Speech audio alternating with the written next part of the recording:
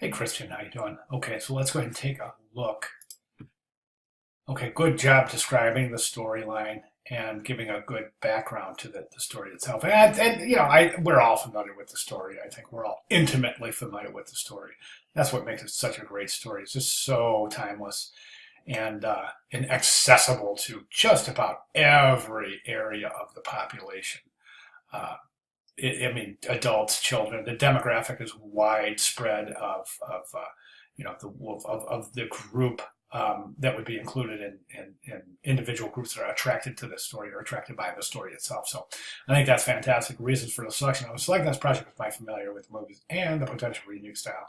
And I think that's a great reason. I mean, as I said, we're all intimately familiar with the story, right?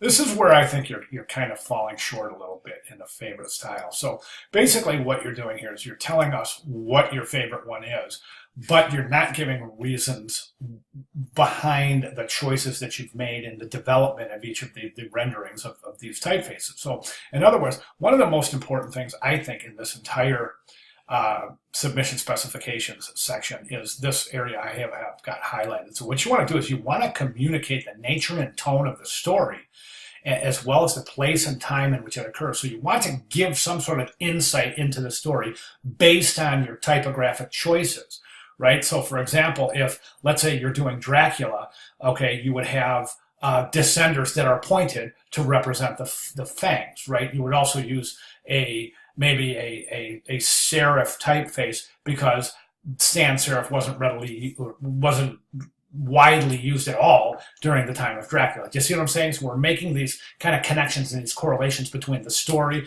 the subject matter, the setting, the personalities and traits of the characters, the actual morals of the story, etc., and really trying to make these connections. So what I'm seeing here is you've got some wonderful typeface choices sketched out, right? But you haven't described how they correspond or what you're trying to say based on extracting meaning from the story and personifying that meaning through your typographic choices. Do you see what I'm saying? That's what we're missing, and that's what I would like you to include in this submission for your final milestone 1 submission. I'd like you to go back in here and describe each of these and tell us how they correspond to the meaning of the story, the setting of the story, and so the attributes of the story itself.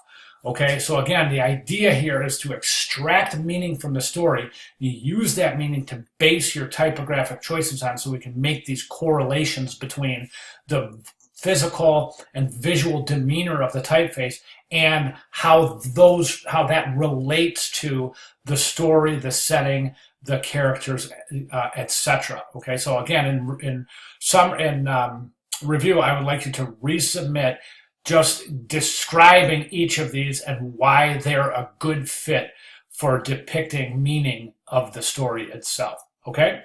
If you have any questions at all, please let me know. But that's really all I'm looking for your final submission for Milestone. I think the sketches work out great. We just have to have some good reason why these are associated with the story and in what way are they associated with the story. All right, good job. As I said, any questions or if you need any clarification at all, please feel free to let me know. Thank you.